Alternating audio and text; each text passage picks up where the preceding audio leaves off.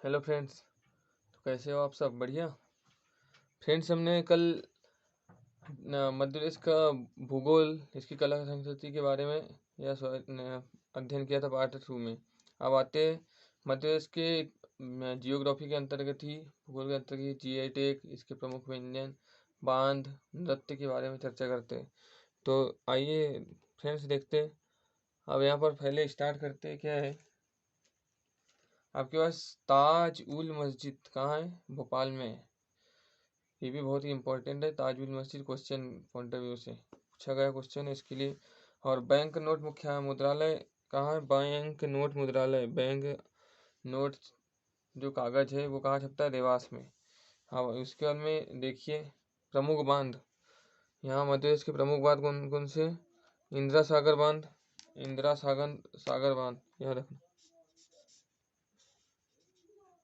इंदिरा सागर बांध। दूसरा है गांधी सागर बांध। इंदिरा सागर बांध कहाँ पर है? नर्मदा नदी के ऊपर है, याद रखना। कहाँ है? नर्मदा नदी के ऊपर है। सेकंड है गांधी सागर बांध, चंबल वैली, चंबल की घाटी, चंबल नदी पर है गांधी सागर बांध।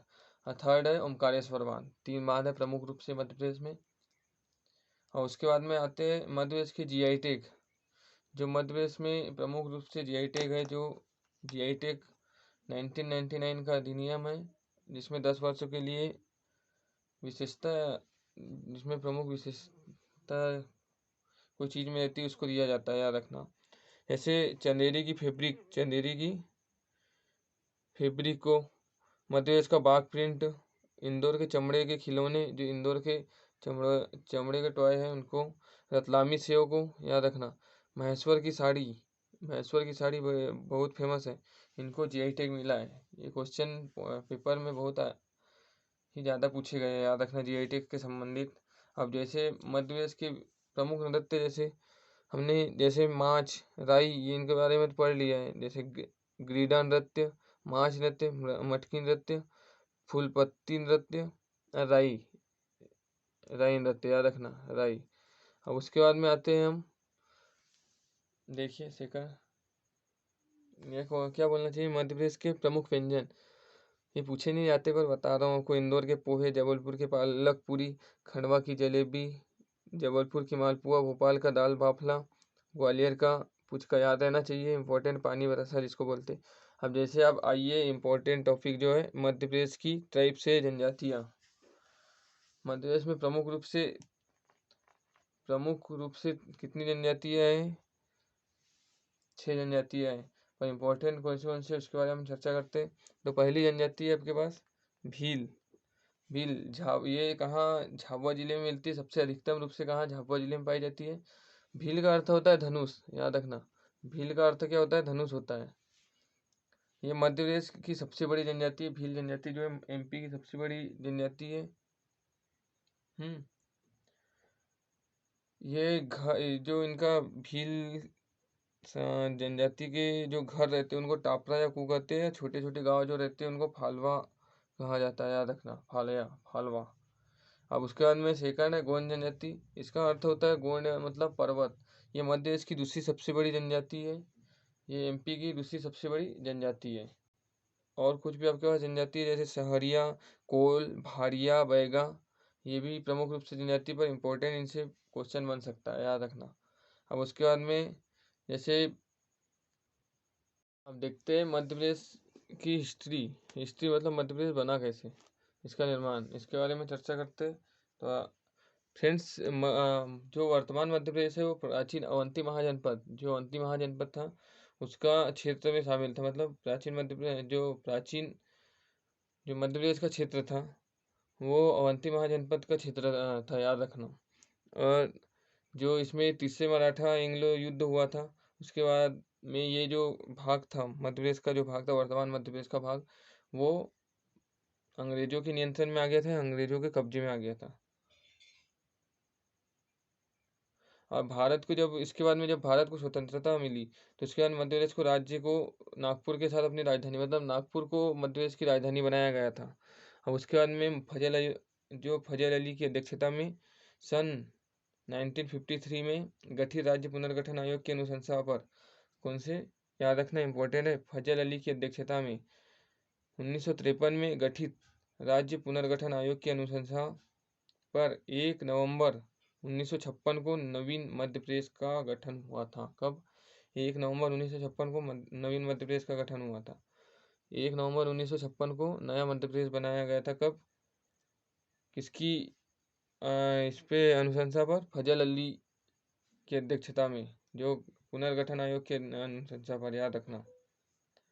अब उसके बाद में 1 नवंबर 2000 को मध्य प्रदेश छत्तीसगढ़ से अलग हुआ, तो वर्तमान स्वरूप मिला मध्य प्रदेश को। और ये जो मध्य प्रदेश नाम किसने दिया था, याद रखना, मध्य प्रदेश नाम दिया था हमारे first prime minister of India Pandit Jawaharlal Nehru ने मध्य प्रदेश नाम दिया था, क्योंकि ये भारत के मध्य होने के कारण इसको मध्य प्रदेश नाम दिया था, याद रखना। अब ये भी क्वेश्चन पूछा जा सकता है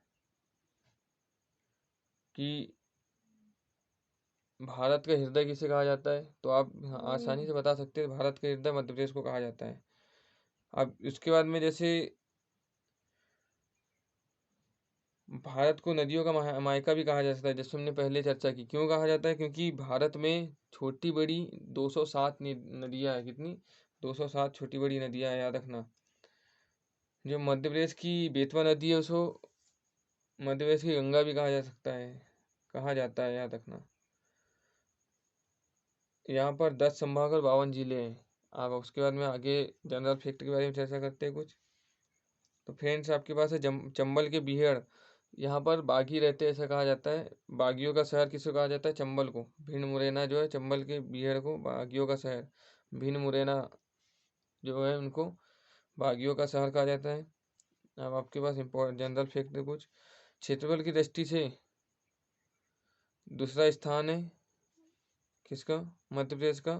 3,08,245 वर्ग किलोमीटर क्षेत्रफल है इसका। कितना क्षेत्रफल है? 3,08,245 वर्ग किलोमीटर। और क्षेत्रफल की दृष्टि से सर्वाधिक वनाच्छादित राज्य है। कितना? 77,500 किलोमीटर वर्ग किलोमीटर, याद रखना। 25% ऑफ एरिया, जो मध्य प्रदेश का 25% एरिया में क्षेत्रफल की सबसे ज़्यादा वन है, याद रखना। टाइगर स्टेट ऑफ इंडिया में मध्य प्रदेश को कहा जाता है, क्योंकि यहाँ पर 526 बाघ मिलते हैं। मध्य प्रदेश को भारत का हृदय कहा जाता है। मध्य प्रदेश का संबंध अवंती महाजनपद से, जैसे हमने पहले चर्चा कर ली है। गुर्जर प्रतिहार वंश के शासक मिहिर भोज ने ग्वालियर प्रशस्ति का निर्माण कराया था। किसने? गुर्जर प्रतिहार, जो हमने इसके पहले चर्चा कर ली है।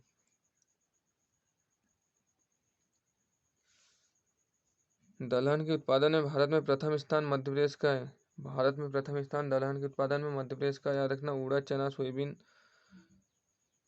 यहाँ पर प्रमुख रूप से पाई जाती है। सिक्योरिटी पेपर मिल होशंगाबाद। सिक्योरिटी पेपर मिल कहाँ पर है? होशंगाबाद में छपता है, याद रखना। और अखबारी कागज नेपानगर मध्य प्रदेश में छपता है। और मध्य प्रदेश एकमात्र राज्य जहाँ 14 जिलों से कर्क रेखा गुजरती है। सबसे ज़्यादा अधिक जिलों से 14 जिलों से कर्क रेखा मध्य प्रदेश से गुजरती है, याद रखना।